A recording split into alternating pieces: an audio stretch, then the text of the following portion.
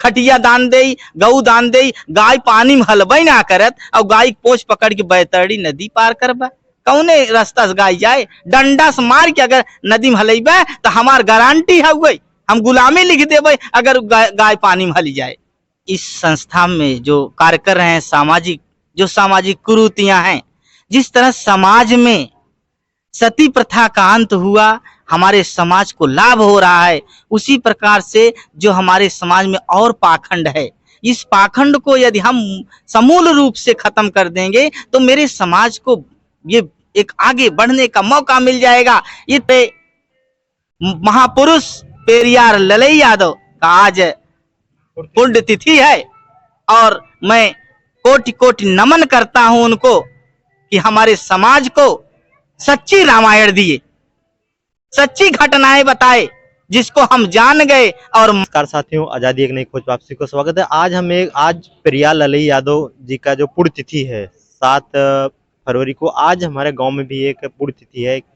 एक जो थे जो एक्सपायर कर गए थे, तो उनके उपलक्ष्य में आज यहाँ पर श्रद्धांजलि सभा आयोजित किया गया है। तो किस प्रकार से आज समाज में जो दिशा दशा है वो बदल रही है और किस प्रकार से पाखंडवाद के विरोध में, जो कहीं न कहीं देखा जाए भारत में जो पाखंडवाद एक प्रकार से बटोरे हुए समाज को, उस प्रकार से भारतीय समाज के लोग उसको विरोध कर रहे हैं और उसके नए रूप में किस प्रकार से पेश कर रहे हैं, उसको बताएंगे हमारे पास जो है यहाँ पर महाराज जी, वो बताएंगे सब कुछ। तो बताइए महाराज जी, क्या सिस्टम है इस चीज का जो आप श्रद्धांजलि सभा में कर रहे हैं? हम लोग इस संस्था में जो कार्य कर रहे हैं, सामाजिक कुरीतियां हैं, जिस तरह समाज में सती प्रथा का अंत हुआ, हमारे समाज को लाभ हो रहा है, उसी प्रकार से जो हमारे समाज में और पाखंड है, इस पाखंड को यदि हम समूल रूप से खत्म कर देंगे तो मेरे समाज को ये एक आगे बढ़ने का मौका मिल जाएगा। ये 13वीं का बहिष्कार हो जाएगा। श्रद्धांजलि घर के 4 सदस्य मिल करके श्रद्धांजलि कर लेंगे और मेरा समाज इससे बचेगा, यह पैसा बचेगा और मेरा समाज अवनत की तरफ नहीं जाएगा। इस पैसे को हम लगाएंगे बच्चे की पढ़ाई में, वो बच्चा पढ़ेगा, जानेगा, तब मानेगा और बच्चे का भविष्य तभी बनेगा जब वह शिक्षा ग्रहण करेगा। बाबा साहब हमको बता कर गए हैं, कह करके गए हैं, संविधान में अधिकार दे करके गए हैं कि शिक्षा वह शेरनी का दूध है, जो पिएगा वही दहाड़ेगा। तो इसलिए हमें पैसे बचा करके बच्चों की शिक्षा में लगाना है और ये झूठा ही लेना, झूठा ही देना और झूठा ही भोजन, झूठ चबेना। अब ये कहें पिताजी अब जियतबे सेवा ना करे और मरे के बाद सेवा करे चाहत है। अब यहाँ इतने बुजुर्ग बैठे हैं, आप लोग पूछ कर आइए कि कौन जीते जी सेवा चाहता है और कौन मरने के बाद से सेवा चाहता है। तो आप पाएंगे कि जीते जी ही सेवा सब लोग चाहते हैं, मरने के बाद कोई सेवा नहीं चाहता है। खटिया दान दे, गऊ दान दे, गाय पानी में हलबई ना करत और गाय पोछ पकड़ के बैतरणी नदी पार करबा।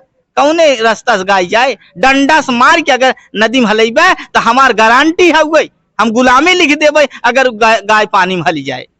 तो बैतरणी नदी कल्पना करत हैं तो बहुत बड़ी होए, तो कहां से वो गैया नहले तो हमार यानी वही बैतरणी नदी में डूब के फिर मर जाब, जो आत्मा वो खत्म हो जाए।